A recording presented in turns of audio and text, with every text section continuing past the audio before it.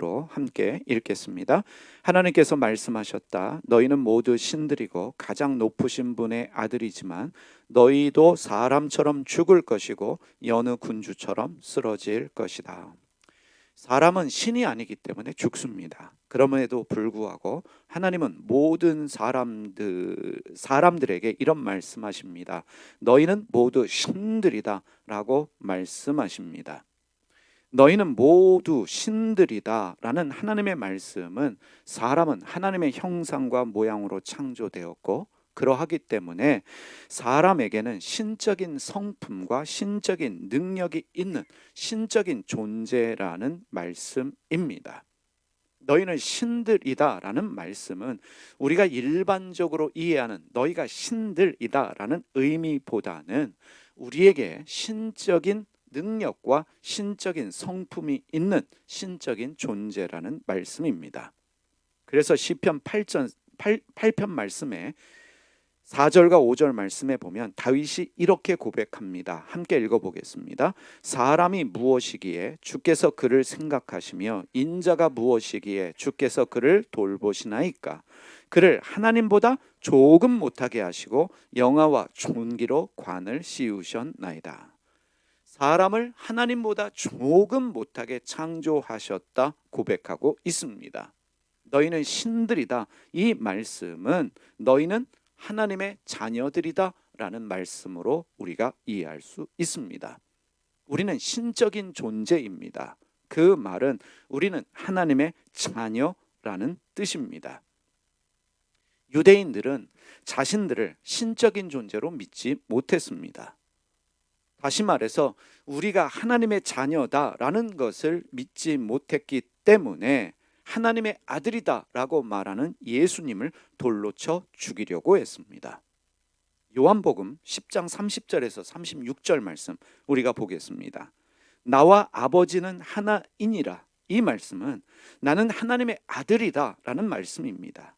하신데 유대인들이 다시 돌을 치려 하거늘 예수께서 대답하시되 내가 아버지로 말미암아 여러 가지 선한 일을 너희에게 보였거늘 하나님의 아들들은 어떤 삶을 사는가 예수님 말씀하고 계십니다. 내가 아버지로 말미암아 여러 가지 선한 일을 너희에게 보였거늘 그 중에 어떤 일로 나를 돌로 치려 하느냐. 유대인들이 대답하되 선한 일로 말미암아 우리가 너를 돌로 치려는 것이 아니라 신성 모독으로 인함이니 내가 사람이 되어 자칭 하나님이라 함이로다. 예수께서 이르시되 너희 율법에 기록된 바 내가 너희를 신이라 하였노라 하지 아니하였느냐.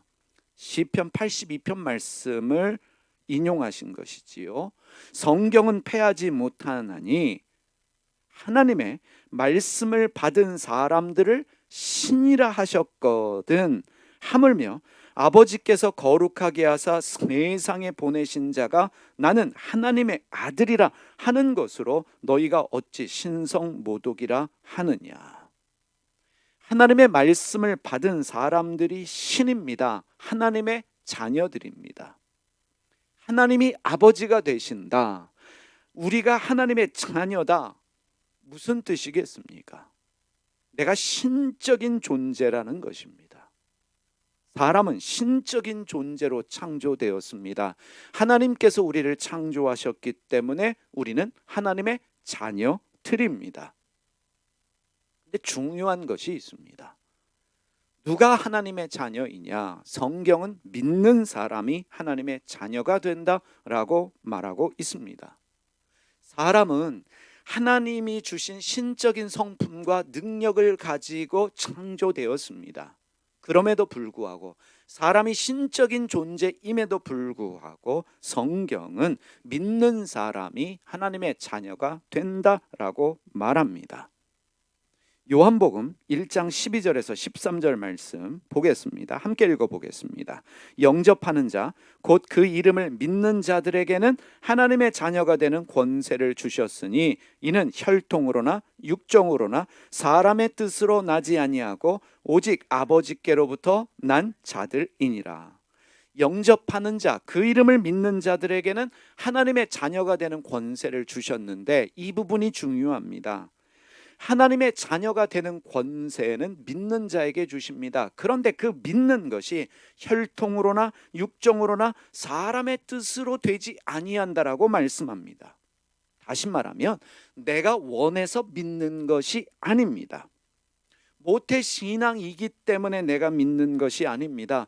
교회 다니기 때문에 믿어서 하나님의 자녀가 된다는 뜻이 아닙니다. 오직 하나님께로부터 난 자가 믿고 하나님의 자녀가 되는 것입니다. 하나님이 뜻하시어야만, 하나님이 작정하셔야만, 하나님의 섭리 가운데 있어야만 하나님의 자녀가 될 수 있습니다. 믿음은 내가 원해서 믿는 것이 아니라는 것입니다. 신적인 존재로 창조된 사람은 죄로 인해서 신적인 성품과 능력을 상실했습니다. 예수님이 왜 이 세상에 오셨습니까? 우리에게 잃어버린 그 신적인 능력과 성품을 회복시켜 주시기 위해서 이 세상에 오셨습니다. 그분이 바로 예수 그리스도입니다. 구원은 죽어서 천국 가는 것이 전부가 아닙니다. 구원이란 죄로 인해 잃어버린 신적인 성품과 능력을 회복하는 것입니다. 다시 말하면 잃어버린 하나님의 DNA를, 하나님의 유전자를 회복하는 것이 구원이다 말할 수 있습니다. 예수 그리스도를 믿음으로 말미암아 하나님의 자녀가 된다라고 하는 것은 우리를 위해서 죽으신, 우리를 위해서 피 흘리신 예수 그리스도로 말미암아 잃어버린 하나님의 DNA, 하나님의 유전자를 회복함으로 말미암아 하나님의 자녀로서의 권세를 회복한다는 것입니다. 말씀드렸지만 하나님의 자녀가 되는 것, 예수 그리스도를 믿음으로 하나님의 자녀가 되는 것은 혈통으로나 육적으로나 사람의 뜻으로 되는 것이 아닙니다. 하나님께로부터 와야 하는 것입니다. 여러분, 절대로 오해하지 말아야 될 중요한 것이 있습니다. 모든 사람이 내가 결정했기 때문에, 내가 예수님을 믿기로 결정했기 때문에 하나님의 자녀가 되는 것이 아닙니다. 교회 안에는 자발적으로 믿는 사람들이 있고 하나님의 은혜로 믿게 된 사람들이 있습니다. 하나님의 뜻이 있기 때문에 하나님의 자녀가 되는 거예요. 그래서 성경은 믿음은 하나님의 선물이다 말하고 있습니다. 이 말을 다시 말하면 하나님의 자녀가 되는 것은 내가 결정해서, 내가 믿어서 하나님의 자녀가 되는 것이 아니라 하나님이 은혜로 나에게 믿음을 주셨기 때문에 내가 하나님의 자녀가 되는 것입니다.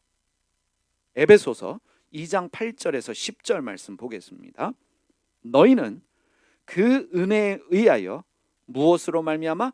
믿음으로 말미암아 구원을 받았으니, 이 믿음이라는 것이 내가 결정하는 것이 아니라 믿음은 주님이 주신 은혜의 선물이라고 말하고 있습니다. 이것은 너희에게서 난 것이 아니요 하나님의 선물이라. 행위에서 난 것이 아니니 이는 누구든지 자랑하지 못하게 함이라. 믿는 것은 내 결정이 아니라, 내 선택이 아니라 하나님의 은혜의 선물이다. 하나님이 결정하셨기 때문에, 작정하셨기 때문에 나에게 믿음이 생겨난 것이고, 그래서 내가 믿게 된 것입니다. 그래서 하나님의 자녀가 되는 것은 내 결정이 아니라, 내 선택이 아니라 하나님이 결정하셔서 나에게 주신 선물입니다. 그러면 이런 질문이 생기지요. 왜 믿게 하시는가? 왜 나를 하나님의 자녀로 삼으시는가? 그래서 이렇게 말합니다. 우리는 그가 만드신 바라 그리스도 예수 안에서 선한 일을 위하여 지으심을 받은 자니, 이 일은 하나님이 전에 예비하사 우리로 그 가운데 행하게 하려 하심이니라. 우리에게 믿음이라는 선물을 주셔서 하나님의 자녀가 되게 하시는 이유는 그리스도 예수 안에서 선한 일을 하는 사람으로 만들기 위해서, 쉽게 말하면 잃어버린 하나님의 DNA를 회복시켜 주시기 위해서, 하나님의 유전자를 회복시켜 주시기 위해서 우리를 자녀 삼으셨다는 것입니다. 요한복음 10장에서 예수님이 이런 말씀하셨습니다. 내가 아버지로 말미암아 여러 가지 선한 일을 너희에게 보였거늘. 하나님의 자녀, 하나님의 아들은 아버지로 말미암아 여러 가지 선한 일을 행하는 사람입니다. 그 선한 일이 무엇입니까? 예수님을 닮은 삶의 모습입니다. 하나님의 DNA를 가졌기 때문에 하나님의 성품과 하나님의 속성들이 드러나는 것을 말합니다. 하나님이 선물로 믿음을 주십니다. 믿음을 주시는 목적은 선한 일을 위해서 주십니다. 선한 일은 하나님 자녀답게 하나님의 성품을 가지고 예수님 닮은 삶을 살아가는 것입니다. 잃어버린 하나님의 DNA를, 유전자를 내 삶에서 회복하는 것입니다. 없었던 것이 생겨나는 것이 아니라 잃어버린 것들을 되찾아서 회복하는 것이 바로 구원의 삶입니다. 성경은 하나님의 은혜로 믿음을 주셔서 하나님의 자녀가 된 사람들을 약속의 자녀라고 말씀합니다. 하나님이 믿음을 주셔서 믿게 된 하나님의 자녀들을 약속의 자녀라고 말하고 있습니다. 로마서 9장 8절 말씀 읽어보겠습니다. 곧 육신의 자녀가 하나님의 자녀가 아니요 오직 약속의 자녀가 씨로 여기심을 받느니라. 육신의 자녀가 하나님의 자녀가 아니요, 이 말은 내가 하나님의 자녀라고 믿어서 하나님의 자녀가 되는 것이 아니라는 것입니다. 내가 믿고 있기 때문에, 내가 우겨서 내가 주장하고 있기 때문에 하나님의 자녀가 되는 것이 아니라 오직 약속의 자녀만이 씨로 여기심을 받는다. 이 말은 진짜 하나님의 자녀가 누구냐? 내가 하나님의 자녀라고 주장을 해서 하나님 자녀가 되는 것이 아닙니다. 예를 들면 모 재벌에 나는 자녀다 주장해서 내가 재벌의 자녀가 되는 것이 아닙니다. 누군가가 내가 A 재벌의 자녀입니다. 간단하지요. 유전자 검사를 하면 됩니다. 이 말은 하나님의 유전자가 있는 사람만이, 하나님의 DNA가 있는 사람만이, 오늘 성경에 말하고 있는 것처럼 하나님의 씨가 그 안에 있는 사람, 하나님의 DNA가, 하나님의 유전자가 그 안에 있는 사람이야 하나님의 자녀다. 그가 약속의 자녀다라고 말하고 있습니다. 이것은 매우 중요합니다. 약속의 자녀만이 진정한 하나님의 자녀가 됩니다. 그래서 먼저 여러분들이 이런 이해를 가지십시오. 하나님의 자녀, 약속의 자녀는 누구냐? 그 안에 하나님의 씨가 있는 사람, 그 안에 하나님의 유전자, 하나님의 DNA를 가진 사람이야말로 진정한 하나님의 자녀이다, 우리가 말할 수 있습니다. 그러면 약속의 자녀는 누구냐? 누가 약속의 자녀냐? 에베소서 1장 3절에서 6절 말씀입니다. 찬송하리로다. 하나님 곧 우리 주 예수 그리스도의 아버지께서 그리스도 안에서 하늘에 속한 모든 신령한 복을 주시되, 자, 하늘에 속한 모든 신령한 복을 주시기로 작정한 사람이 있다는 것을 우리가 깨달을 수 있습니다.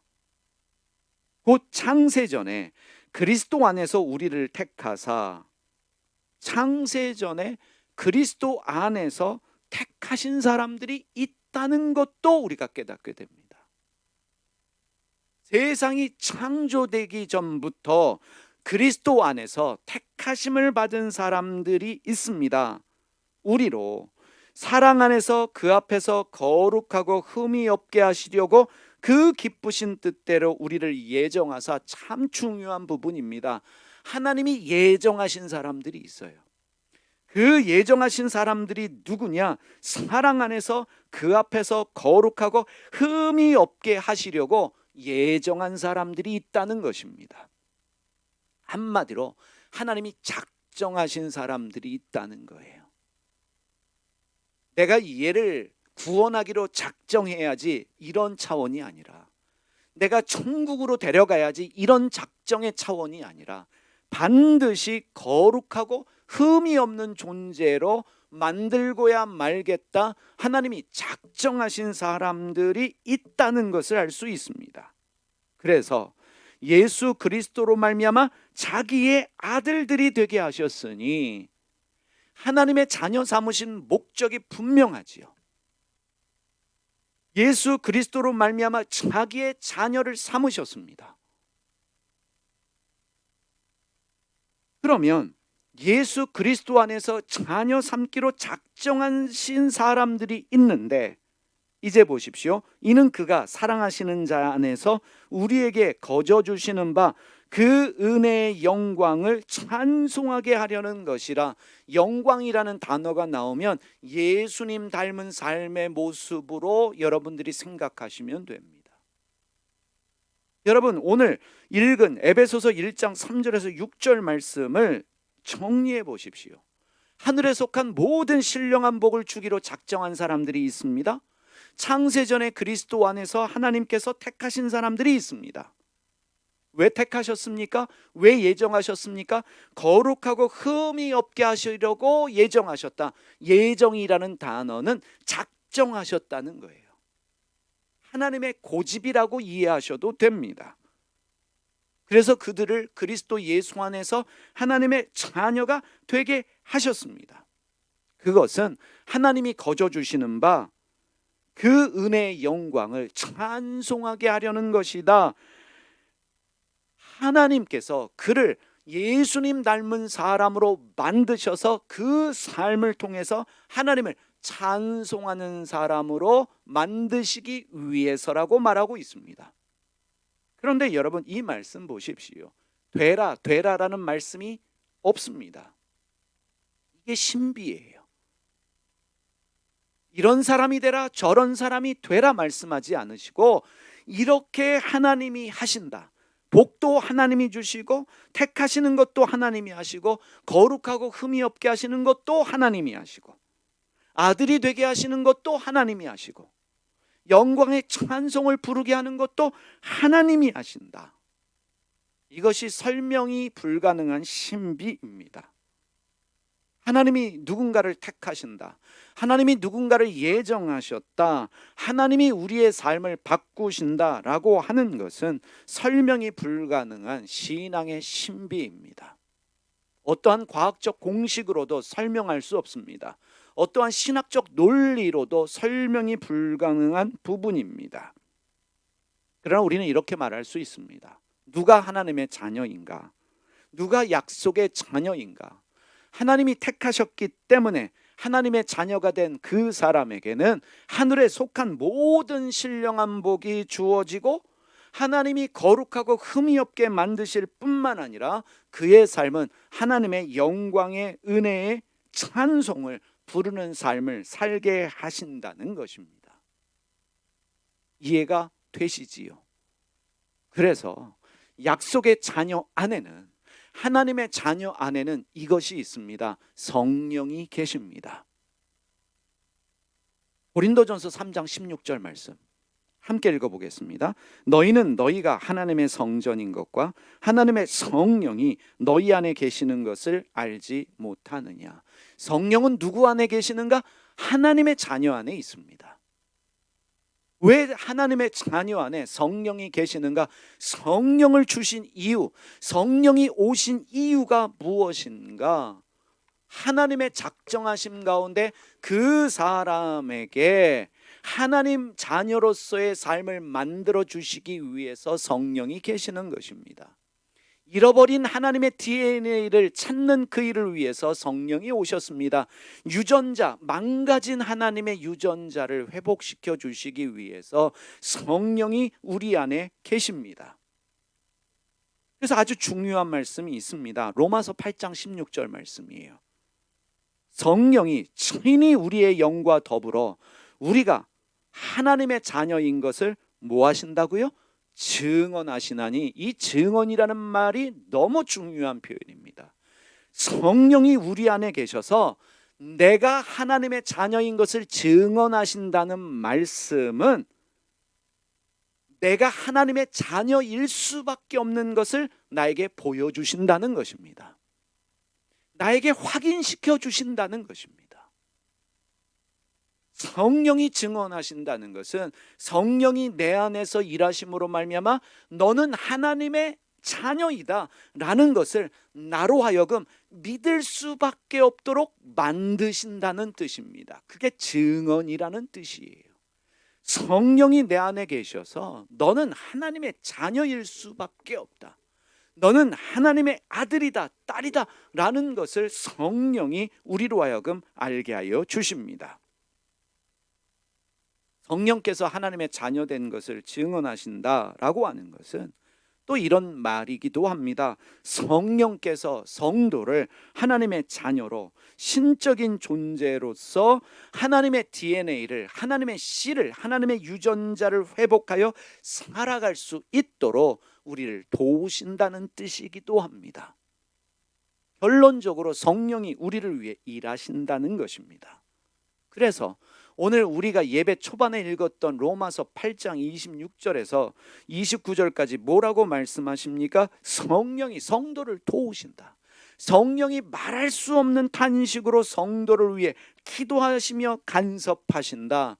그래서 성령이 내주하시는 사람, 성령이 안에서 내가 하나님의 자녀인 것을 증거하시는 삶을 사는 사람은 성령의 열매를 맺을 수밖에 없습니다. 성령께서 내가 하나님의 자녀인 것을 증거하신다는 말씀은 나로 하여금 성령의 열매를 맺게 하십니다. 성령의 열매가 무엇입니까? 예수님 닮은 삶의 모습이지요. 그래서 성령이 안에 계시는 사람에게는 예수님 닮은 성령의 열매가 드러날 수밖에 없습니다. 그래서 하나님의 자녀는 성령이 내 안에 계심을 믿을 뿐만 아니라 내가 예수님을 닮아가는 삶의 모습을 보면서 믿게 되는 게 있습니다. 무엇이냐면, 내 안에 예수님이 계시는구나, 나는 예수님과 연합된 존재이구나, 나는 예수님과 한 가족이구나 라는 사실을 깨닫게 됩니다. 고린도후서 13장 5절 말씀 함께 읽어보겠습니다. 너희는 믿음 안에 있는가? 너희 자신을 시험하고 너희 자신을 확증하라. 예수 그리스도께서 너희 안에 계신 줄을 너희가 스스로 알지 못하느냐? 그렇지 않으면 너희는 버림받은 자이니라. 중요한 말씀입니다. 여러분 안에, 제 안에 예수 그리스도께서 계신 줄을 내가 스스로 깨닫지 못하면 나는 하나님의 자녀가 아닙니다. 버림받은 자입니다. 내 안에 예수 그리스도가 계신다라고 하는 것을 날마다 깨달아 알아가는 삶이 하나님의 자녀된 삶입니다.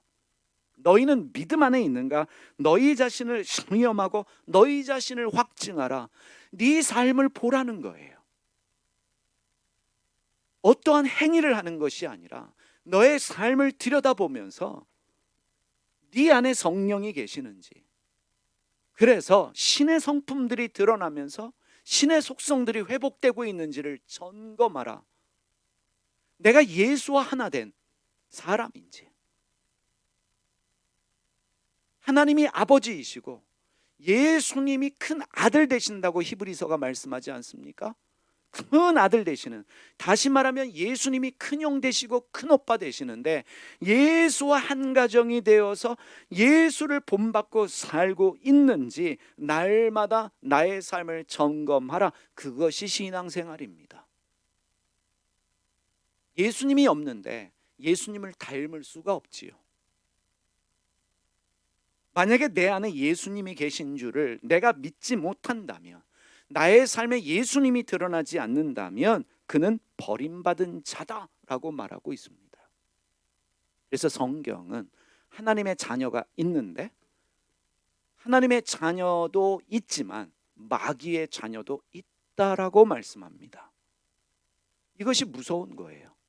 이것이 우리에게는 두려움이 될 수 있습니다. 하나님의 자녀도 있는데 마귀의 자녀도 있다는 것입니다. 요한일서 3장 9절에서 10절 말 11절까지요.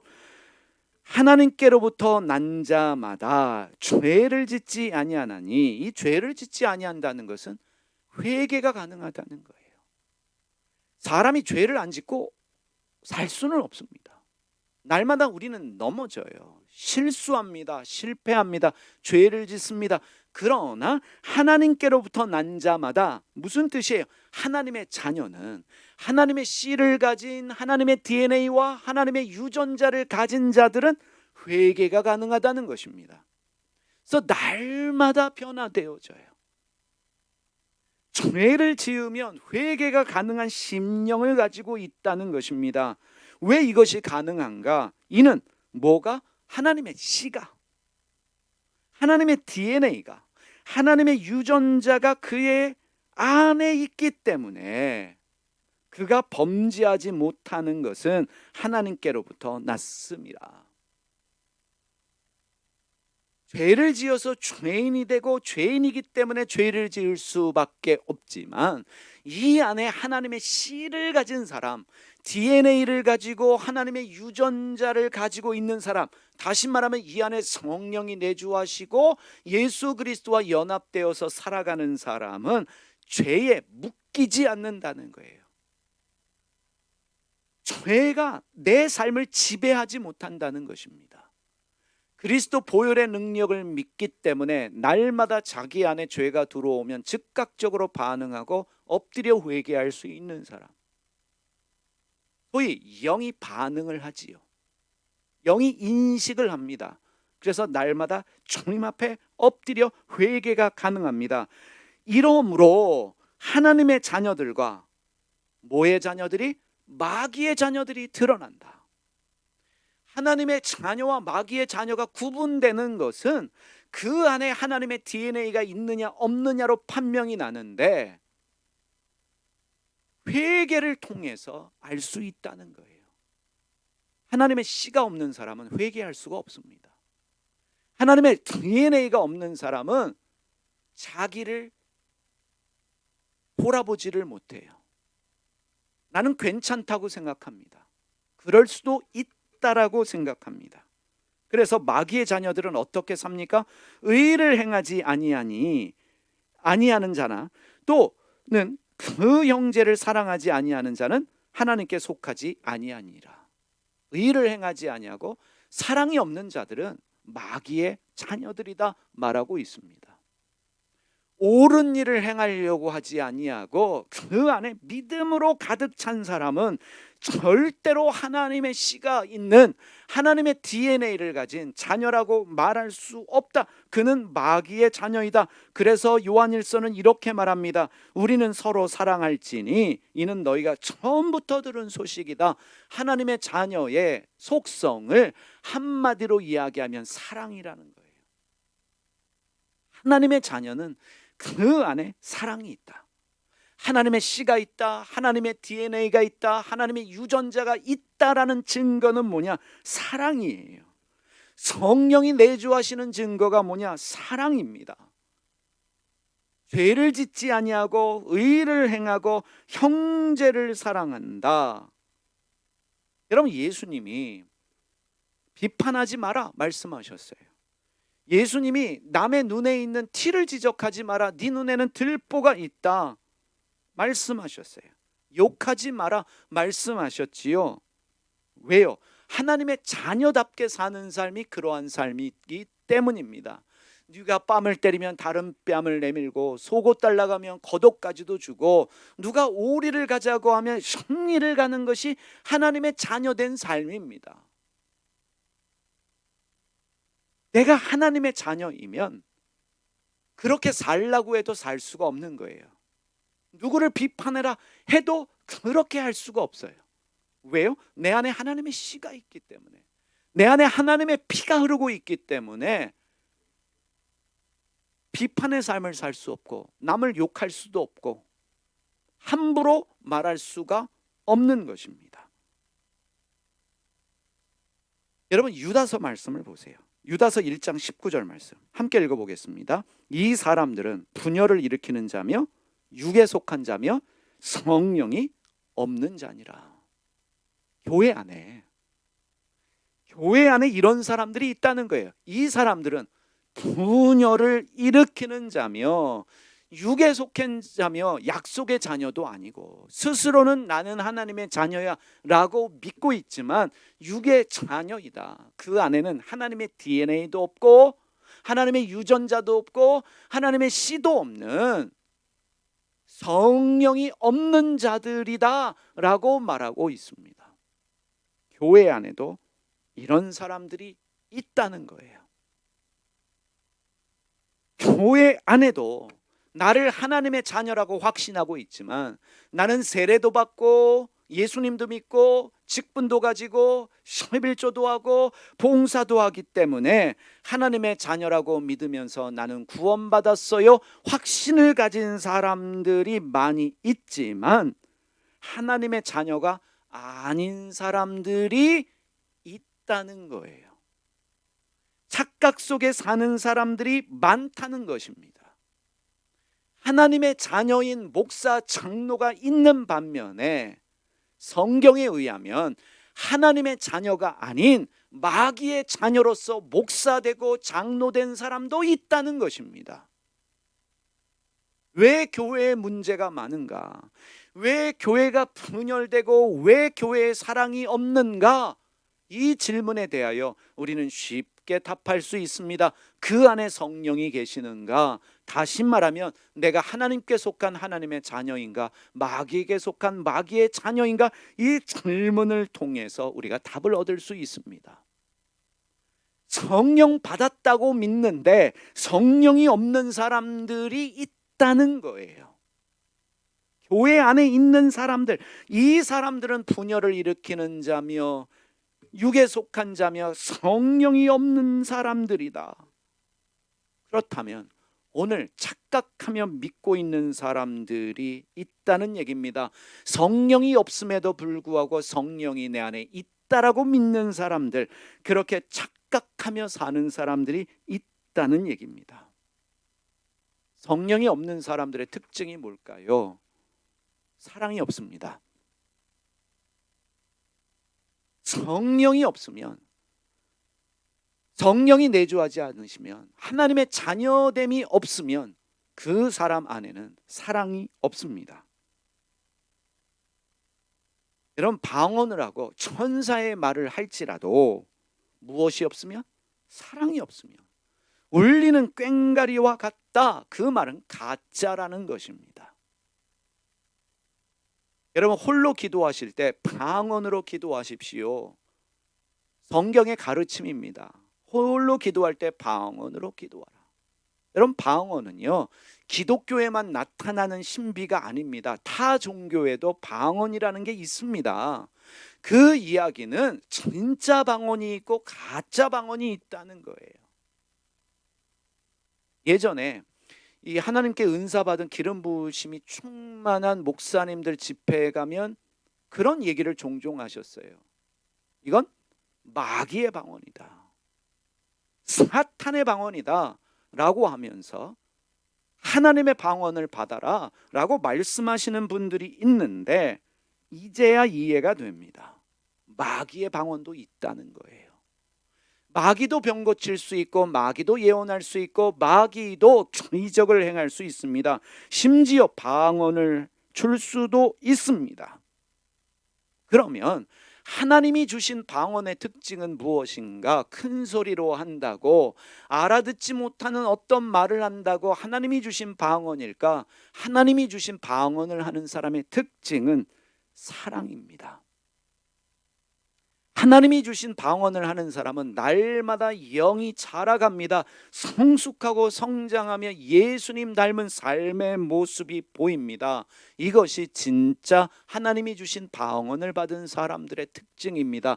성령이 내주하셔서 성령이 간섭하시는 방언을 하는 사람들은 예수님의 사랑을 닮아간다는 이야기입니다. 그래서 우리는 예수님의 말씀에 주목해야 합니다. 예수님의 말씀에 의하면 실제로 구원받은 사람은 적습니다. 많은 사람이 구원을 받는 것이 아니라 구원의 숫자는 적다. 누가복음 13장 23절과 24절의 말씀입니다. 어떤 사람이 여짜오되 주여 구원받은 자가 적으니까, 구원받은 사람들이 적습니까? 라는 질문에 예수님이 말씀하십니다. 그들에게 이르시되 좁은 문으로 들어가기를 힘쓰라. 내가 너희에게 이르노니 들어가기를 구하여도 못하는 자가 많으리라.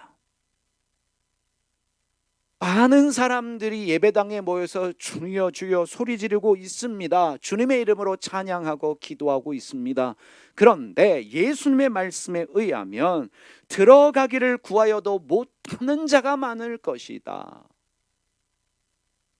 하나님의 자녀라고 믿지만 하나님의 자녀 아닌 사람들이 너무나 많고, 성령을 받았다고 믿지만 성령이 없는 사람들이 많고, 오히려 마귀의 자녀로서 살아가는 사람들이 많다는 것입니다. 하나님의 자녀된 사람, 성령이 그 안에 내주하시는 사람, 하나님의 DNA가 살아 움직이는 유전자가 있는 사람들은 주여 주여 입술로만 떠드는 것이 아니라 하나님의 뜻대로 살아갑니다. 내가 그렇게 살고 싶어서 사는 게 아니라 나도 모르게 그렇게 살아가요. 기도원에서 매일같이 살지 않아도, 24시간 기도하지 않아도 늘 주님의 말씀을 기억하면서 나도 모르게 말이 변하고 나도 모르게 생각이 변하고 나도 모르게 회개할 수 있습니다. 날마다 회개의 심령으로 주님 앞에 엎드려 말씀 붙잡고 주님 앞에 기도하게 되어집니다. 나도 모르게 사랑이 충만해져요. 남들은 쉽게 남의 말 하면서 남을 비판하고 남의 눈에 있는 허물을 끄집어내는 일을 하는 사람들이 있습니다. 내 눈에 들보를 알지도 못하면서 남의 말하고 남 비판하고 욕하고 온갖 음담패설을 이야기하면서도 예배당에 오면 주여 경건하게 말하는 자들이 있습니다. 그런데 성령이 내주하는 사람은요, 비판의 자리에 앉아 있을 수가 없습니다. 내 영이 부딪혀요. 그래서 일어나는 거예요. 왜 크리스천들이 술자리에 가는 걸 어려워합니까? 좋은 얘기 없어요. 같은 모임이어도 그런 분들이 있어요. 남 비판하면, 남 깎아내리면, 누군가를 욕하고 소위 말하는 뒷담화를 하면 부담이 돼서 일어날 수밖에 없는 사람들이 있어요. 왜 그럴까요? 내 안에 성령이 계시기 때문에 그래요. 그런데 어떤 사람은 너무 신이 나서 박수를 치면서 없는 이야기까지 만들어내면서 그 사람을 완전히 나쁜 사람으로 만드는 일에 동조합니다. 왜 그럴까요? 내 안에 성령이 없기 때문에 그래요. 성령이 충만한 사람, 그는 오래 참습니다. 온유합니다. 남의 말 하지 않습니다. 비판하지 않습니다. 하고 싶어도 할 수가 없는 거예요. 왜요? 내 안에서 성령이 강권하시거든요. 우리의 열심과 노력으로 우리가 만들어지는 게 아닙니다. 여러분 그런 얘기하죠. 나는 본성적으로 나는 원래 그런 거 싫어해. 내가 싫어하는 게 아니라 내 안에 계시는 성령께서 그것에 대한 거부감을 가지게 하시는 것입니다. 성령이 나를 만들어 가셔요. 성령이 나를 신적인 존재로 회복하여 주십니다. 하나님의 DNA가 살아날 수 있도록, 하나님의 유전자가 회복될 수 있도록 도와주시는 거예요. 설명이 불가능한 신비입니다. 여러분 잠시 저희 아버지 얘기를 드리면, 의사는 의학적으로 오늘이 마지막입니다라고 이야기를 했어요. 병실에서도 본 아버지의 모습은 이제 말씀을 못하시고 의식이 없는, 이제 주님 나라로 가실 준비를 하는 분인데 그분을 위해서 예배하고, 그리고 제 안에 성찬식을 해야겠다. 저는 성찬의 신비를 믿습니다. 예수님께서 이 예를 행하라. 사실은 매주 하고 싶은 게 성찬식이에요. 성찬의 신비가 있습니다. 예수님께서 할 수만 있다면 이 예를 행하라라고 말씀하셨던 성찬의 신비를 믿었기 때문에 그 성찬식을 누워있는 아버지와 함께 온 가족이 함께 드렸어요. 포도주를, 진짜 포도주를 준비하면서 입을 벌리지 못하는 아버지에게 넣어드리면서 이것은 예수님의 몸입니다, 피입니다. 그 성찬식 이후에 회복되어지는 아버지의 모습을 보면서 하나님이 지금까지 생명을 연장시켜 주시는 분명한 목적이 있고, 정신이 돌아오셔서 당신이 가족들에게 말하실 것이 있고, 그래서 눈으로 말씀하시고 영상통화하면서 아들과 딸에게 마지막으로 못했던 것들을 하시는 것을 보면서 우리가 이것을 어떻게 설명할 수 있겠습니까? 의사도 설명하지를 못해요. 이런 일이 가끔 있지만 흔하지 않은 일입니다. 바로 그거예요. 세상에는 설명할 수 없는 신비로운 일들이 많은데 가장 신비로운 일이 무엇이냐? 내가 뭘 하지도 않았는데 내가 변하는 거예요. 여러분, 사람들은 이런 생각해요. 예수 제자 훈련학교 DTS 하면 변화된다라고 생각해서 그 훈련을 받아요. 물론 훈련이 도움이 되죠. 근데 훈련 받고도 변하지 않는 사람들 많아요. 훈련을 받고 오히려 악해지는 사람들 많아요. 반면에 훈련을 받아본 적이 없음에도 불구하고 예수님처럼 사는 사람들이 있어요. 우리를 신적인 존재로 회복하시는 것은 하나님이십니다. 그래서 에베소서에 택하신 자들 안에 하나님이 일하신다라고 말씀하는 거예요. 여러분, 출애굽기 7장 1절 말씀 보세요.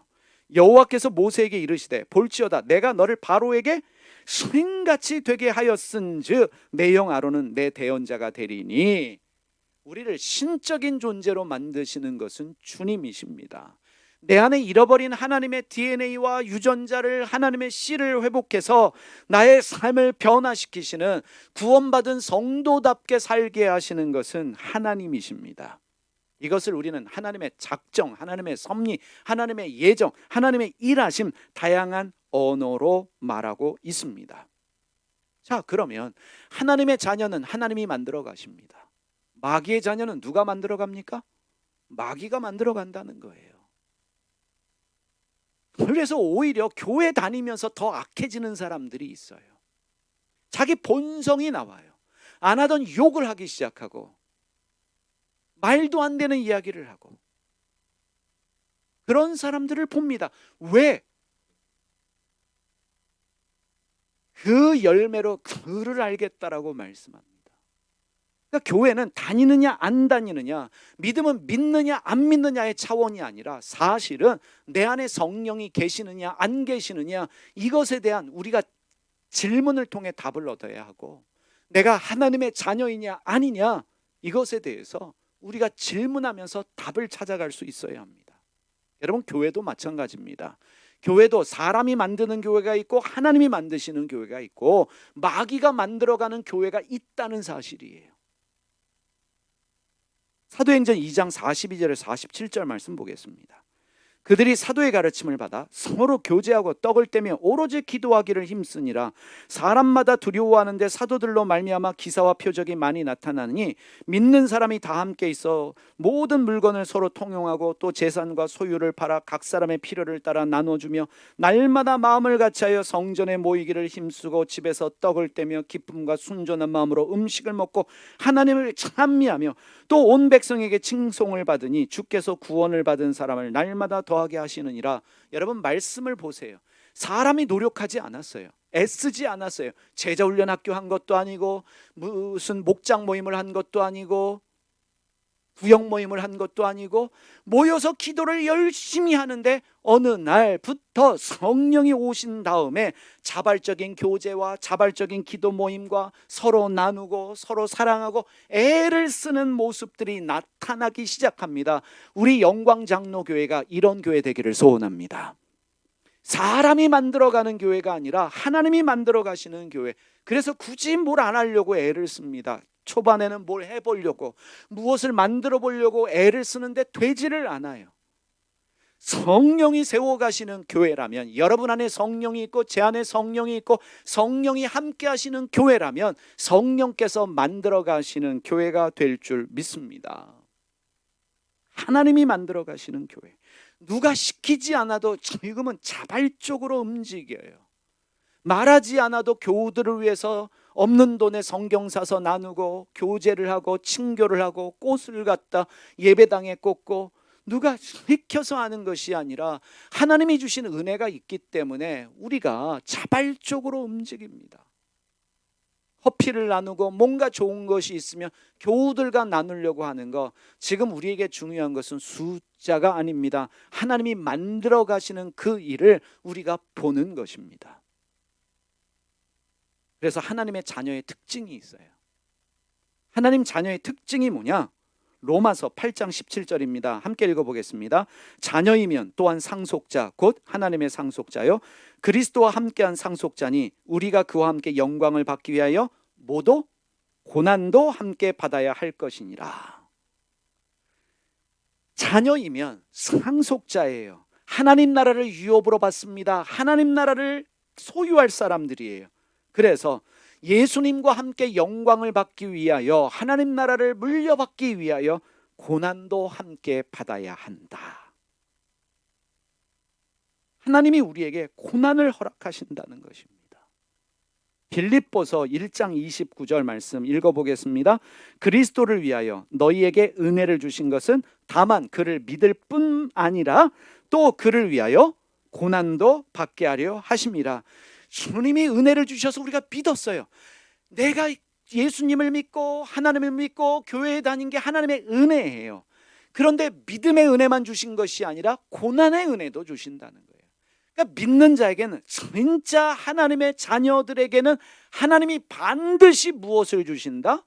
고난을 주신다는 것입니다. 그래서 이렇게 말할 수 있습니다.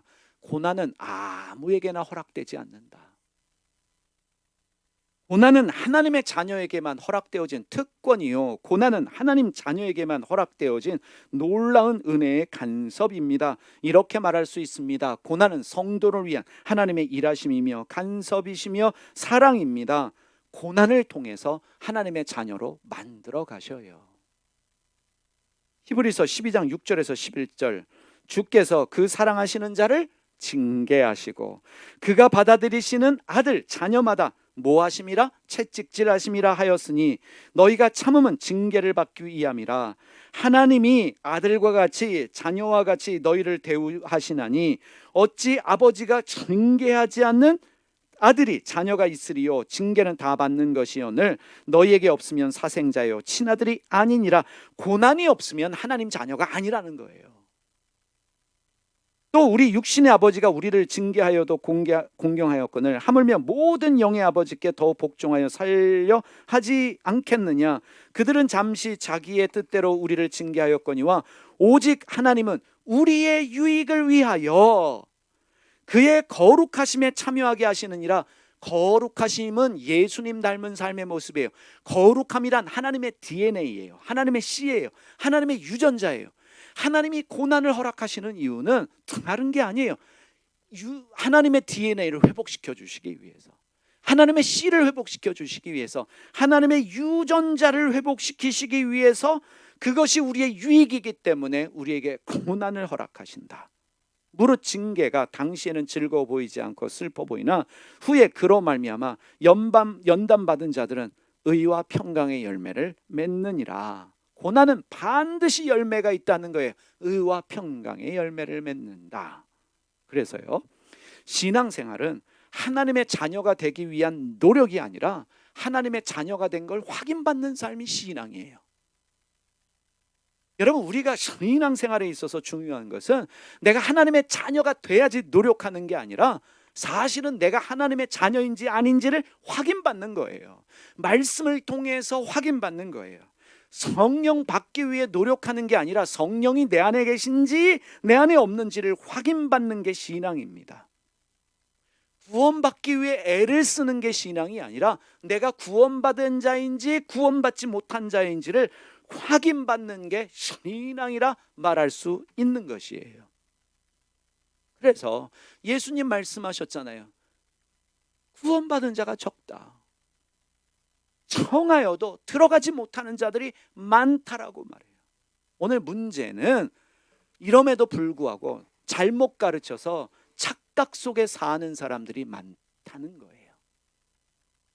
성령께서 우리 안에 계신 것을 우리가 보기 위해서 반드시 필요한 것은 말씀입니다.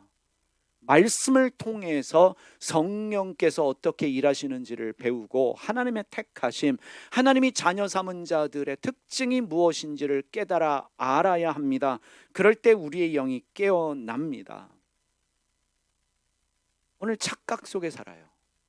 여러분, 지금 우리 교회가 지난주부터 7명의 초대교회 집사가 12명의 사도가 되게 하시고 12명의 사도가 마가다락방에 120명의 제자가 되게 하시고 120명이 기도원의 300용사가 되게 하여 주세요. 절대로 숫자를 말하는 게 아닙니다.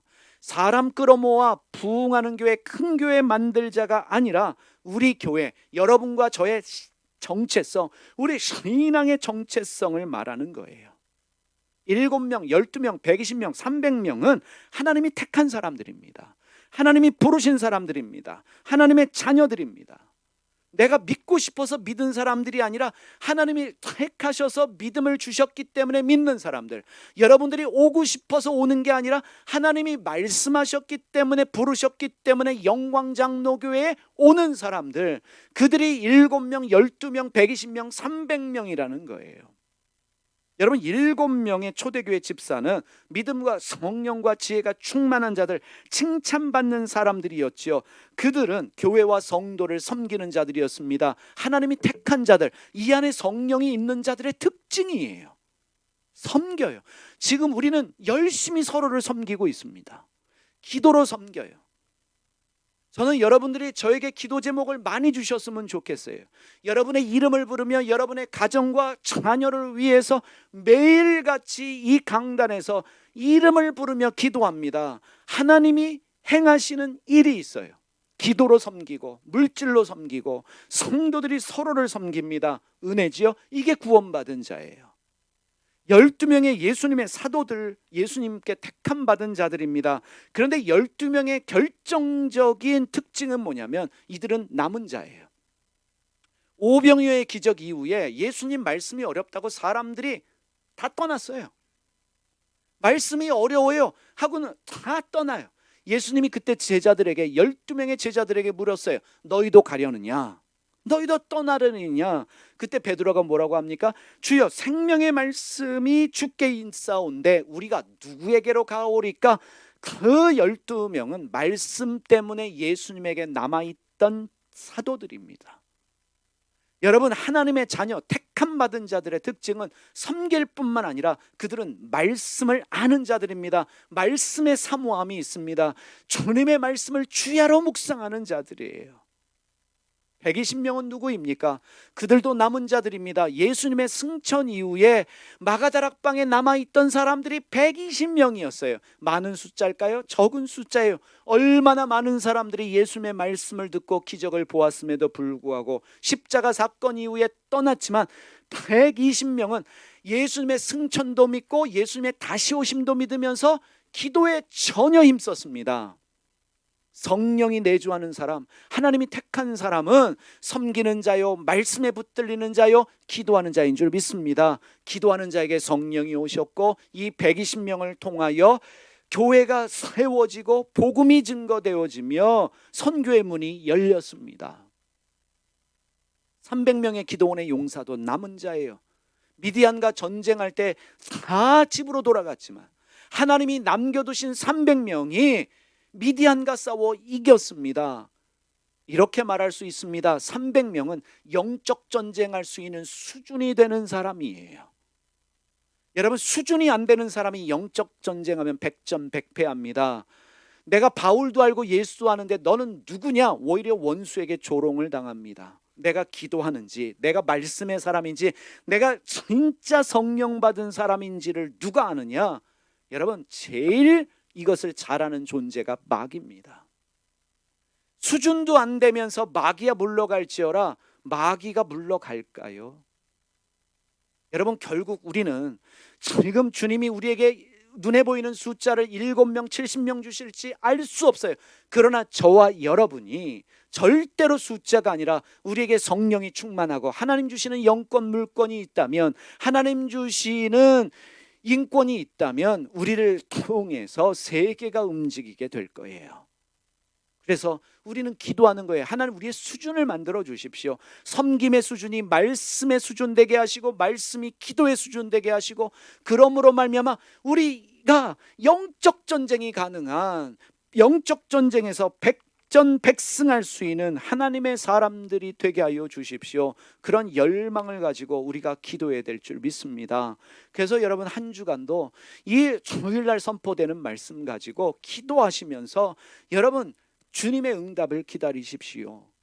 저도 결단하는 게 일주일 내내 이 주일 말씀을 위해 기도하게 하시고, 말씀에 기름 부어 주시고, 성령의 음성을 듣는 설교가 되게 하여 주시고, 말씀이 살아 움직이는 그 설교를 할 수 있도록 주님 기름 부어 주시고, 성도들이 말씀을 통해 응답받을 수 있는 설교가 되게 하여 주십시오. 이 마음으로 설교를 준비합니다.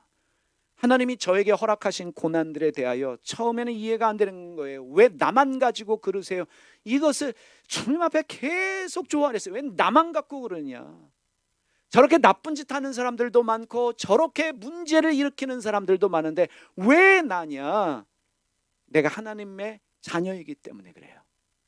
자녀이기 때문에 쥐고 흔드는 거예요. 자녀이기 때문에 그렇게 살 수 없는 거예요. 하나님의 자녀이기 때문에 거룩한 교회를 주님이 만들어 가시기를 원하는 것입니다. 여러분 안에 성령이 계신 줄 믿습니다. 분명 여러분 안에 성령이 계십니다. 왜냐하면 누구보다도 여러분들은 하나님의 사랑으로 충만하신 분이에요. 그래서 날마다 기도하고 말씀 붙잡으시면서 내 안에 주님이 계신가 질문하면서 여러분의 섬김, 여러분의 말씀, 기도, 영적 전쟁 수준이 주님이 원하시는 그 분량까지 주님이 만들어 주시기를 주님의 이름으로 축복합니다.